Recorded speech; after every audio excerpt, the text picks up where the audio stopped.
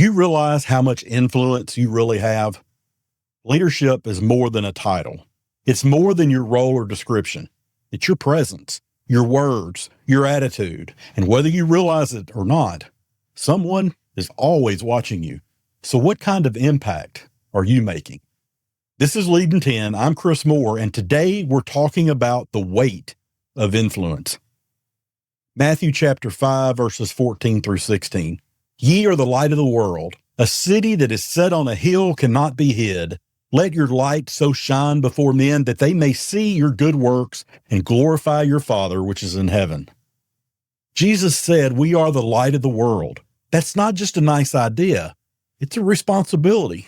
You don't get to turn off your influence just because you're tired, exhausted, or frustrated with what's going on or someone around you. You don't get to hide your light when it's inconvenient. If you're a leader, and many of us are, whether you realize it or not, people are watching how you react, how you lead, how you live. Here's the truth. You have more influence than you think. Maybe you don't feel like a leader because you don't have a title, you don't have a place. You may even be someone that works for home. But if someone looks to you for guidance, if someone listens when you speak, someone may be following your example. And they probably are. Congratulations.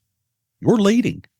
And the way you carry yourself, especially when you're under pressure, can either draw people closer to God or push them further away. So what does this passage say about us? It says we underestimate our impact. And I see this all the time. We think leadership is about being in charge, but real influence is lived out through consistency, humility, and integrity. And what does it say about God? It says that he has positioned you to shine. Shine like a light. It doesn't say those of you that have a light.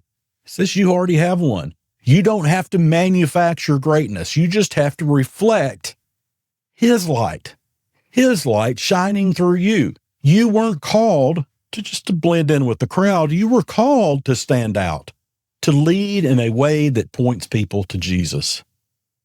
I want you to really think about this. Every conversation you have, every decision you make, every attitude you carry, every email you send, phone conversations, how you dress, how you walk, it leaves a trail. It sets a tone. It shapes the people around you. That's the weight of your influence. And we carry it whether we want to or not. It's not optional. So let me ask you, if someone followed your example this week, would they be more kind? Would they be more generous? Would they be more Christ-like? Would they lead with peace or would they lead with pressure? Would they find hope or would they just see busyness and hustle? Here's the thing about light. It doesn't have to shout to be seen. It just has to shine. And your leadership, your quiet obedience, your integrity, your faithfulness, all those things are your light. And someone else needs it. They need your light. They can't get it from me. They can't get it from someone else. You give it out.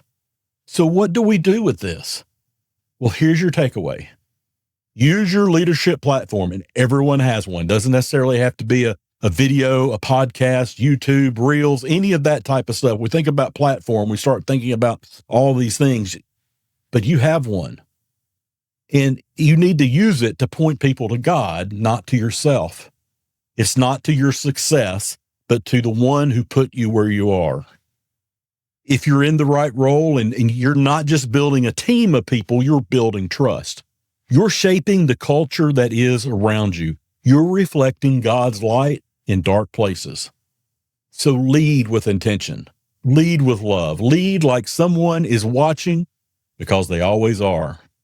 So here's the challenge. Ask someone you trust this simple question. What kind of light does my leadership give off? Their answer might surprise you, and it might reveal where God is calling you to grow. And don't be surprised if you hear something that you may not like, because we must be intentional in what we are doing in every moment. Look, you don't have to be perfect to be influential. You just have to be faithful. Let your light shine. Let it shine in meetings and emails at home. especially on hard days and through some of those tough calls, and trust that God is using you more than you know. This is Lead in 10. I'm Chris Moore. It's time for you to go lead with clarity and shine with purpose. If this encouraged you, tap the like button, subscribe so you never miss a new episode, and share this with one leader who needs a reminder that they matter. Their influence matters. I'll see you next time.